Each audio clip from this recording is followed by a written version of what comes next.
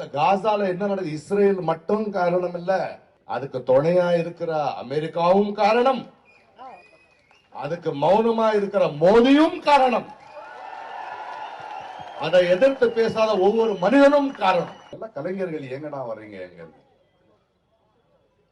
ஒரு அநியாயத்துக்கு எதிராக பேசுறது அரசியல் என்றால் நாங்க அரசியல் தான் பேசுவோம். ஒரு கவிதை இருக்கு, இந்த போர் இருக்கு இல்லையா, போர் முடிஞ்சிடும், தலைவர்கள் எல்லாம் கை குலுக்கி கிளம்பிடுவாங்க. ஆனா உண்மை என்னன்னா, அங்க ஒரு கிழவி தன் மகனுக்காக காத்திருப்பா, ஒரு பெண் தன் புருஷனுக்காக காத்திருப்பா, குழந்தைங்க அவங்க அப்பாவுக்காக காத்திருப்பாங்க.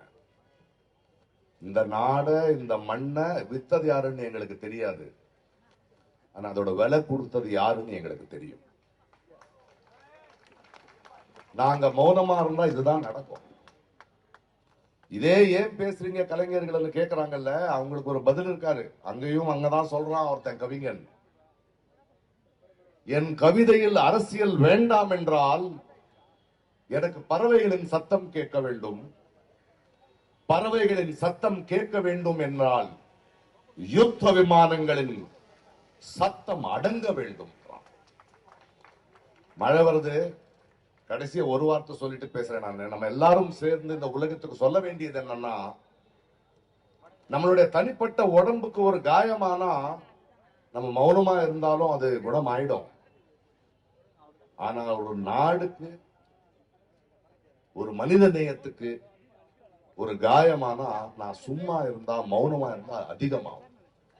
அதனால சாகிறதுக்கு முன்னாடி சாகக்கூடாது, போராடுவோம், இந்த குரல் நிக்கும். இதுக்கு இந்த காசால என்ன நடக்குது? இஸ்ரேல் மட்டும் காரணம் இல்ல, அதுக்கு துணையா இருக்கிற அமெரிக்காவும் காரணம், அதுக்கு மௌனமா இருக்கிற மோடியும் காரணம், அதை எதிர்த்து பேசாத ஒவ்வொரு மனிதனும் காரணம். நன்றி, வணக்கம்.